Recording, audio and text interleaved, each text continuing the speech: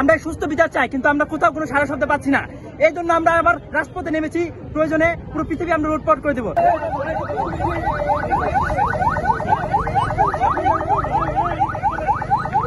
এখানে হচ্ছে ডাব্লিউবিএফ ব্রিজে হচ্ছে যে অ্যাক্সিডেন্ট করছে, অ্যাক্সিডেন্ট করার পর হচ্ছে গুরুতর আহত হয়েছে। আমাদের প্রশাসন আর হচ্ছে যে প্রশাসন মালিক পক্ষ থেকে কার পক্ষ থেকে তেমন কোনো পদক্ষেপ নেওয়া হচ্ছে না। আমরা চাচ্ছি আমাদের এখানে যেন নিরাপদ সড়ক হয়।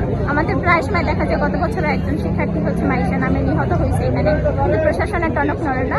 তো আমরা চাই এখানে নিরাপদ সড়ক হোক, স্টুডেন্ট যারা এখানে করে তাদের জন্য তাদের যাতে নিরাপত্তাটা বজায় রাখে। আর কত শিক্ষার্থীর জীবন দিলে, আর কত রক্ত ঝরলে, আমাদের শিক্ষার্থীরা আর কত রাজপথে রক্ত দিলে আমরা আমাদের জীবনে নিরাপত্তা পাবো।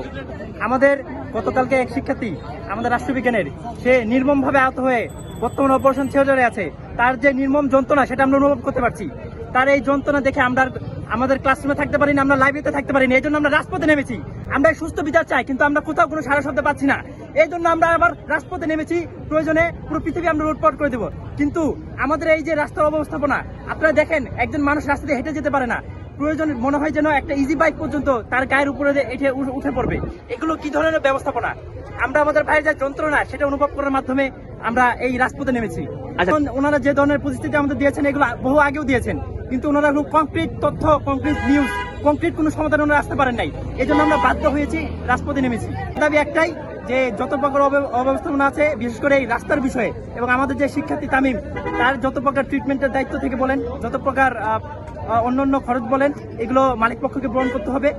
এমনকি শিক্ষার্থীদের যে নিরাপদ জীবন, আর কত শিক্ষার্থী রক্ত আপনারা বলেন, গত বছরেও একজন শিক্ষার্থী রক্ত দিয়েছে রাজপথে।